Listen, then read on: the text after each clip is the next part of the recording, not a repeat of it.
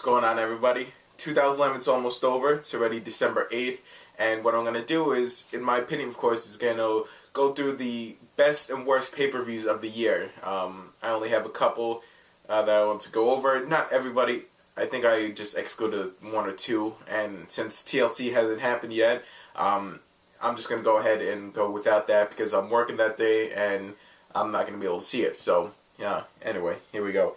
Now, some of the worst pay-per-views. Now, this one's not really the worst, more of a disappointment, I would say, but it was WrestleMania 27. You know, all the build-up, it didn't really feel like a WrestleMania. The main event was kind of lacking between John Cena and The Miz, even though I liked The Miz and his entrance was pretty badass. The match itself didn't really click that much, and everybody was waiting for, you know, The Rock to come in and spoil that. So, you know, the main event wasn't that good. A couple of squash matches. The Core versus The Big Show, Kane and Kofi and whoever else. That ended in like, you know, a minute and 30 seconds. The John Morrison, you know, Trish Stratus Snooki match versus Lay Cool and Ziggler was also another short match with all that build-up. That was kind of like the start of the end of Jomo's career in WWE so far, you know, as of this. You know, and so, like, they excluded the Danny Bryan match, too, against Sheamus. They put that in the dark match so they can have The Rock's intro, you know, 15-minute, you know, guest host appearance, whatever, and that didn't really go off well. It was kind of some funny spots, but they didn't really need a host for it. If they just said Rock was going to be there, I thought that would have been fine.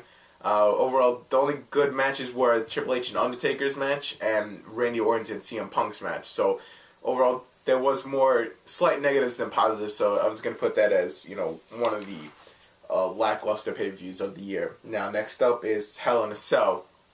This happened last month, October. It wasn't a bad one, per se, but it didn't really do anything. You had the Randy Orton Mark Henry match, which continued Mark Henry's dominance as World Heavyweight Champion, beating Randy Orton again. But the Triple Threat match was decent, but, you know, not enough for it. I think they just shoehorned it in because they needed to get Cena in there. And then they have the finish, which has Miz and R-Truth just beating them up, getting inside the cell, and locking the cell in, and have all the wrestlers come out and try to get in. It was interesting, but it led kind of nowhere. You know, it kind of fizzled out after that.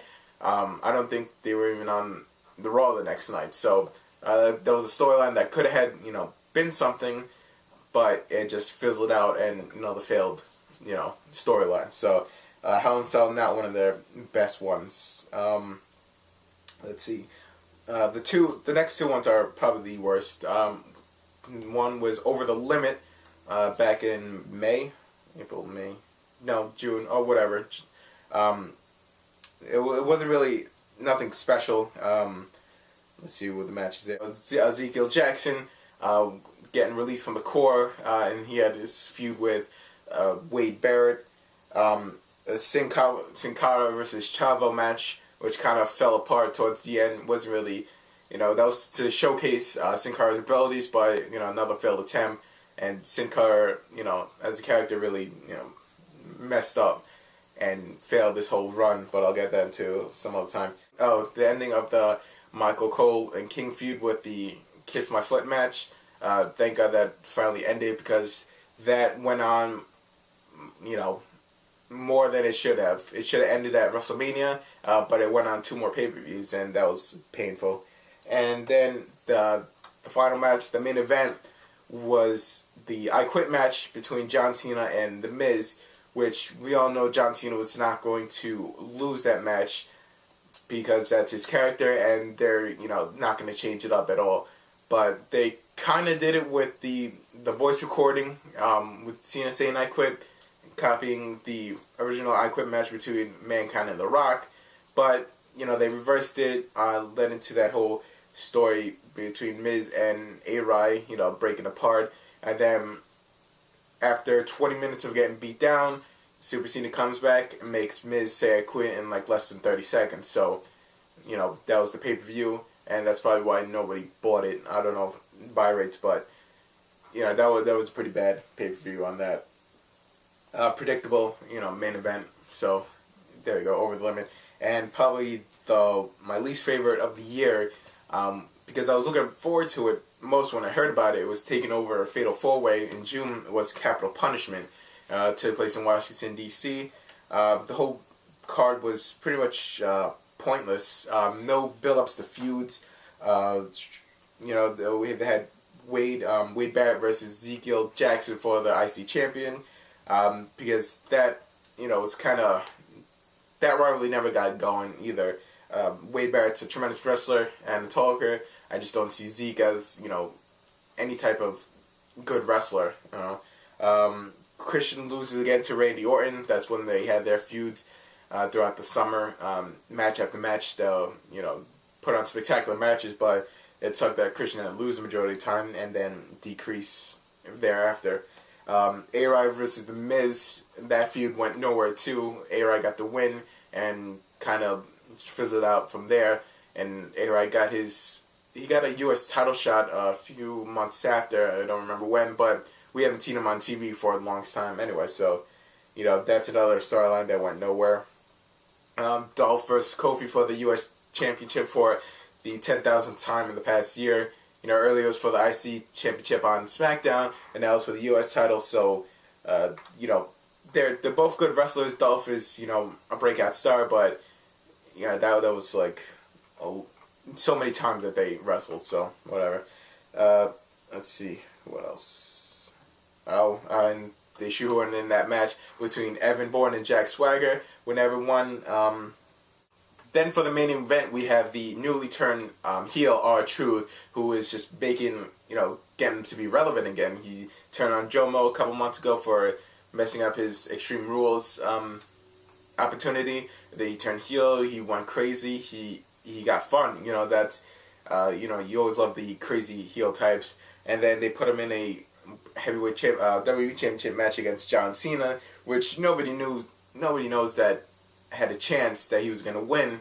So it was another pretty much predictable match. Even the finish saw the little Jimmy getting R-Truth, with the soda bottle and getting a pin. So that whole pay-per-view, even with the Barack Obama guy, the whole thing was like pointless too, and they really missed out on an opportunity. This could have been like a good pay-per-view, new pay-per-view, Capital Punishment, fit with the Washington, D.C. thing, but they failed again, so Capital Punishment. So those are like my least favorite pay-per-views of the year. WrestleMania 27, Hell in a Cell, Over the Limit, and Capital Punishment. Everybody see their future here in me. Just watch the wheel go round. I'll cheer as you go down.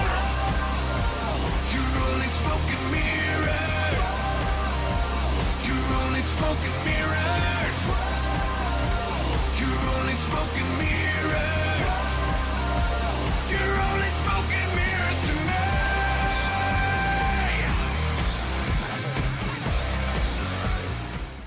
Now on to my favorite pay-per-views of the year. Of course, this is in my opinion. If you want to share yours, just leave a comment below or do a video response, whatever.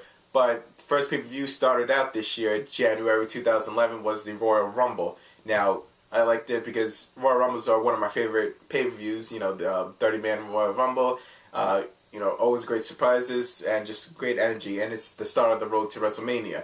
Sometimes the road to WrestleMania is better than the actual WrestleMania event, as, foreseen now. But, they had a great match by Dolph Ziggler and Edge to start the pay-per-view. Miz and Randy Orton had a good match because that's jumpstart the Punk and Orton feud leading up to WrestleMania when CM Punk got involved and caused Randy Orton the title match. And then the Royal Rumble itself, we had the good spots by Booker T coming back, getting a great ovation. Diesel coming back. The 40-man Royal Rumble itself, the largest Royal Rumble in the world. A great finish by Alberto Del Rio and Santino Marella. Almost swerving people thinking Santino was going to win the Royal Rumble. And we had a great reaction by Zack Ryder in the beginning. I think this was before his true Long Island story. He had a pretty good pop, if anybody remembered, coming in. I think it was like 5th or 6th entrant, but Royal Rumble was always good. Even if the match itself kind of sucks, but it's always good to, you know, see a Rumble. I don't know if that makes any sense, but Royal Rumble. Next up, this had one of my favorite moments of the year. It was Extreme Rules. Now, the only negative was John Cena winning the championship again for the 10th, 11th time, whatever, in the triple threat steel cage match when John Morrison got in by beating R-Truth into a match leading to R-Truth's heel turn. But aside from that, Randy Orton and CM Punk had a great last man standing match. The Falls Count Anywhere match between Rey Mysterio and Cody Rhodes was good. Rey Mysterio winning. Basically, these are like the rematches from WrestleMania, so they had a good match. Layla and Michelle McCool had a match where a loser leaves WWE, leading to, you know, Michelle McCool's departure and the debut of Karma.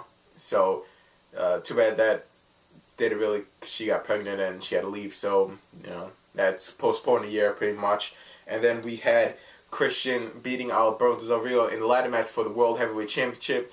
Great ladder match, and it was great to see Christian finally winning World Heavyweight Championship, albeit for a short run, but still, it was a great mark-out moment, and a great moment nonetheless. So, Extreme Rules, I'll put that in my favorite because of that moment. Now, next up, we had SummerSlam. SummerSlam took place in August in Staples Center, the Lakers place. Punk and Cena was the main event. Triple H was the special guest referee. They had another good match. Punk and Cena usually have good matches because, you know, Punk is a great worker, and that rivalry was pretty good over the summer. But they had a controversial finish because CM Punk pinned John Cena, but Cena's leg was under the rope. But they didn't really do anything with that because Alberto Del Rio cashed in his Money in the Bank briefcase and beat CM Punk for the championship. So that was a whole bunch of shenanigans going there. Randy and let's see who else. Oh, Randy Orton and Christian had another great match. Even though Christian lost again, but it was still a good match. And Mark Henry and Sheamus had a pretty decent match where Mark Henry won via countout, and that was like the continuation of Mark Henry's rise to dominance in the WWE. So overall, you know, SummerSlam was pretty good. Not the best SummerSlam ever, but, you know, within this year it was pretty decent. Now, my second favorite pay-per-view of the year was the Money in the Bank pay-per-view. Hot crowd in Chicago. They were all for CM Punk. CM Punk was in the midst of that controversial shoot promo on Raw a couple weeks back. He was leaving the company at the time. It was just, everything led into a perfect storm of just a high-intensity pay-per-view. Both Money in the Bank ladder matches were great. Saw Alberto Del Rio win, taking Rey Mysterio's mask off to throw him off the ladder and finally cashing in. He later on cashed it in at SummerSlam. The other winner was Daniel Bryan, of all people. That was a shock. I did not see Daniel Bryan, you know, them putting the briefcase on Bryan. But he hasn't cashed it in as of yet. And they've been jobbing him out for the past couple weeks. But they've been refocusing on him a little bit more. So we'll see how that goes. I'm predicting that he's going to be the first one to lose the championship match. The cashing in of the briefcase. If it's at WrestleMania, who knows? But I think he's going to be the first one to lose it. Because along the line, somebody has to lose it just to make it different. And, you know, say, oh, he's... And that gives another fuel to Michael Cole. Ragtagging on Daniel Bryan. It's like, oh, he's the loser. He lost the Money in the Bank briefcase. Nobody else has done that. Whatever. So it just gives him more fuel. But the crowd was excited all night. CM Punk, of course, got the biggest ovation. That match between John Cena was just intense. You had a feel of Hammerstein Ballroom and One Night Stand, where if Punk wins, they riot. So there was no way, I don't think Cena could have won that match. CM Punk ends up winning with a bunch of little bit shenanigans at the end, where Vince McMahon was going to send John Laurinaitis to screw over CM Punk, just like the Montreal Screwjob. But Cena stopped him. He got distracted by them. GTS on Cena. Punk wins. He leaves with the belt. And there we go. And Money in the Bank. It was a good pay-per-view. Up until that point, that was the best pay-per-view. So that leads into my number one favorite pay-per-view of the year, which I enjoyed the most. probably because I'm partial, because it was in Madison Square Garden. It was just last month, November Survivor Series, that the MSG crowd was just amazing all night. Every match they were into, whether they chanted boring, D'Lo Brown, sexual chocolate, it was just great. The Manhattan Screwjob, though, took place. It was Jomo's match, John Morrison versus Dolph Ziggler for the United States Championship. Everybody was chanting "We Want Ryder." It was a pretty decent match. It was one of John Morrison's last matches, so maybe that's why they gave it to him. I don't know. But Zack Ryder chants. They chanted boring in the middle of the match, not because I don't think it was boring per se, but I think they wanted Zack Ryder to be in the match. So, it was... I knew that match was going to be booed and cheered on from the beginning once they announced it. New York fans are very vocal, but Dolph Ziggler retains, and then we get the Zack Ryder spot where he comes out and cleans house and celebrates to the crowd. I think he got one of the biggest pops of the night, probably rivaling, if not more, than The Rock. So that was good. Then we had the traditional Survivor Series match: Team Barrett versus Team Orton. Team Barrett winning that match with the remaining two, Cody Rhodes and Barrett. Cody Rhodes got a good pop. He debuted his new music, or the SmackDown before, and he got knee pads too. So he got a good fight. He got a "Let's Go Cody" chant, and then they really focused on Wade Barrett and Cody Rhodes. So hopefully they're the next two big heel stars of SmackDown, because they really need it now that Christian's injured. Let's see. The great promo by Rock, in the middle of it, did all his classic stuff. He had New York singing "New York, New York" by Frank Sinatra. That was a good moment. The only one was Mark Henry and Big Show. They chanted "Sexual Chocolate," D'Lo Brown, of all things. Boring, because this was not their best match. Their previous encounters, the one in Money in the Bank and the one at Vengeance, I think were better. Probably because of Vengeance, because it had the ring collapse spot, but whatever.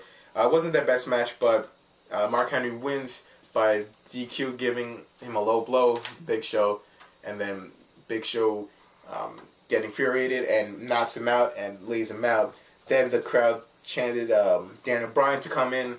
It would have been a perfect spot for Daniel Bryan to cash in, but alas, it was not to be, and so therefore just Big Show just walks out. It kind of made Mark Henry look a little bit weaker with the DQ, but I don't know if that was to lead into his ankle being hurt and winning the cage match versus Daniel Bryan, thus making him look stronger, even though he was, messed up leg.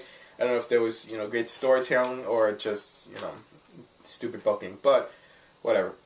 In talking about Survivor Series, I forgot one very important match, and it was probably one of the best matches of the night, and that was CM Punk versus Alberto Del Rio for the WWE Championship. Now, Punk was right up there and largest pops of the night, probably behind maybe rivaling, The Rock and Zack Ryder, probably as good as them.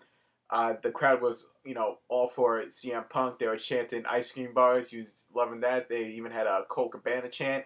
And right in the beginning of the match, how they have Alberto Del Rio's Ricardo Rodriguez, to do his introduction, they had Howard Finkel do CM Punk's introduction. Now you can see that on Botchamania, because it kind of wasn't a mess up, but the way the Fink embraced his presence at Survivor Series, he people gave him a Fink chant, and then he was just soaking it all up. And then when he went to go introduce CM Punk, I think the timing was off. I expected, he thought, he was gonna speak over the music, but he did the full introduction, before Punk came out, and there was a funny moment where Punk was just looking at his wrist, doing the whole time thing, and just giving a hard time to Fink. But it was a great moment. You should see that. It was a good laugh. So it's great that they brought back Howard Finkel for the announcement, because you kind of felt that CM Punk was going to win the WWE Championship,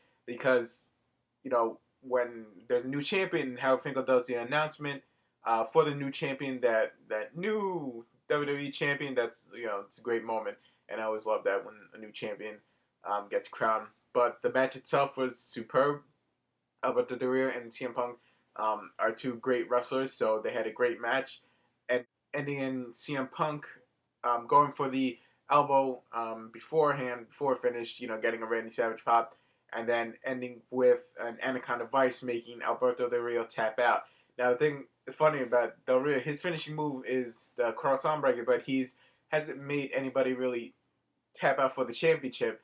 You know, big wins with that. But the 2 times that he lost the WWE Championship were by submission. You know, with the STF and the Anaconda Vice, which was, you know, I thought was pretty funny. But another lackluster run for Del Rio. His push is going to be scaled back now after TLC. I'm assuming so. It's going to be interesting to see where he goes from there. But Punk, it was a great moment. He did the Lambo leap into the crowd. You know, the crowd was all over. It was great. It was a great moment. So it's good to see like the new face of the WWE for now. CM Punk hold the gold. We'll see how long he goes. Hopefully, it's till WrestleMania. You know, get a match with Chris Jericho if he returns on January 2nd, 2012 with all those promos going on. But yeah, CM Punk, one of the best matches of the night versus Del Rio. And then we had the main event, The Rock Cena, Never Before, Never Again versus Awesome Truth. Pretty standard tag team match. Nothing great. It could have been better, I think, if they went with what I heard their original plans was to have Kevin Nash and Triple H in like a traditional Survivor Series anti-WWE versus WWE match, but whatever, because it kind of felt flat on this one, because they didn't build up Awesome Truth to be viable contenders to beat Rock and Cena, because Cena laid out both of them on a Raw previous weeks before, and the reason for that was because John Cena got laid out the week before and was scheduled to go down the week after, so they didn't want Cena to go down 3 weeks in a row. Again, stupid booking, and thus making the main event a little lackluster. So all that hype, Rock showed no ring rust at all. He was smooth. He was great. He looked like a superstar. John Cena just looked like a bum, with the crowd especially getting on him. That's my opinion. But Rock and Cena win. He does his moves in, gets the people's elbow. After the match, he rock bottom Cena, leading up to where their story leads next. So that's until WrestleMania 28. So there we go. Top pay-per-view of the year for me, Survivor Series. So overall, my favorites were Survivor Series, Money in the Bank, SummerSlam, Royal Rumble, Extreme Rules, and my least favorite were Capital Punishment, Over the Limit, Hell in a Cell, and WrestleMania 27. So hope you enjoyed the video. And next video up is going to be my top moments of the year and my least favorite moments of the year. So stay tuned for that. Any video responses are welcome. Any comments are welcome as well. So till then, catch you later.